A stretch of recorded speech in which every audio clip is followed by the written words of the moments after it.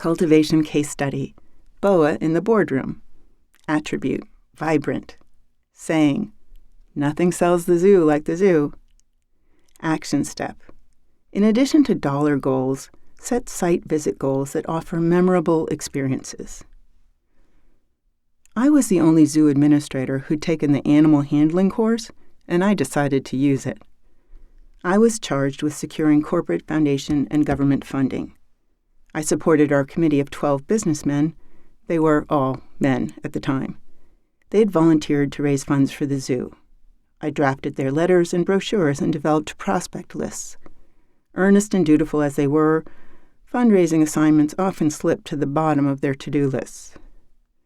One month, I set up the boardroom as usual.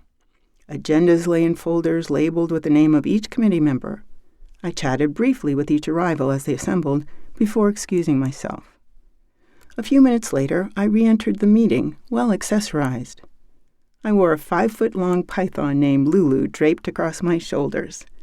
I learned one thing fast. Some people don't like snakes. Chairs toppled as the committee members fled to the far wall or under the table. Slowly, they emerged.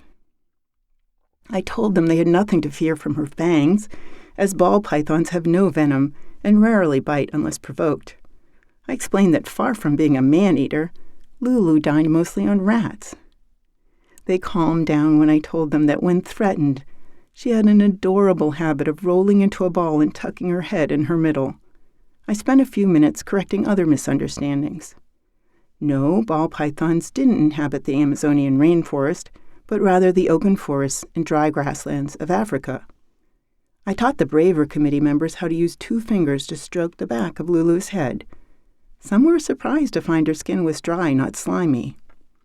They learned that ball pythons have a special sense that allows them to detect infrared temperature change of only 3/1000ths of a degree. This, when combined with their excellent vision, allows them to find their prey in the dark. Though not endangered, the ball python is threatened.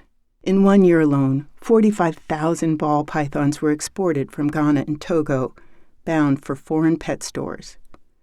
Many die before they reach our shores or shortly thereafter, due to negligent or ignorant pet owners. Habitat destruction and tourist demand for python skin souvenirs further diminish wild python populations. I used Lulu to explain the plight of other endangered snakes and emphasized what the zoo was doing to protect them. I returned Lulu to her cage, and we proceeded with the agenda.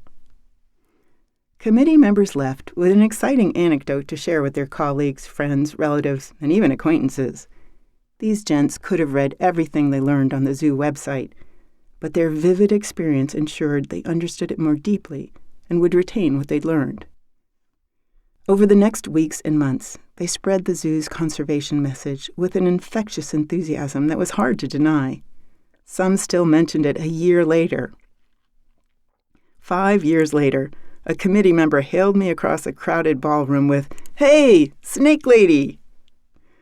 Like many nonprofits, the zoo asked each committee member to raise a certain amount of money each year. We kept those GET goals, adding a site visit goal. They each agreed to bring 5 prospects to behind-the-scenes zoo visits, and they did.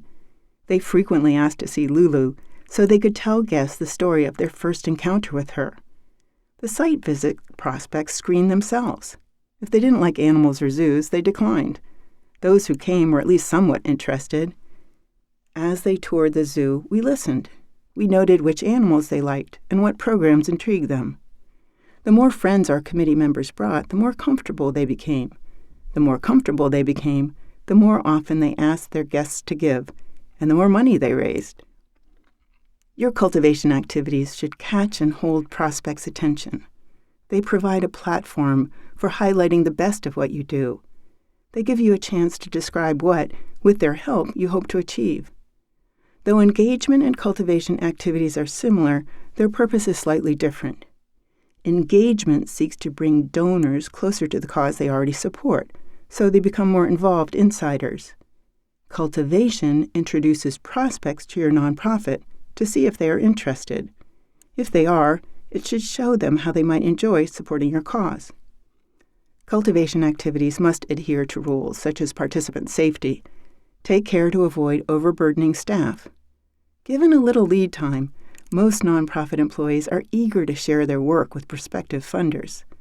Focus on the site visit goals and the dollars will follow. And who knows who or what may appear in your boardroom. As Jonathan Swift advised, live all the days of your life.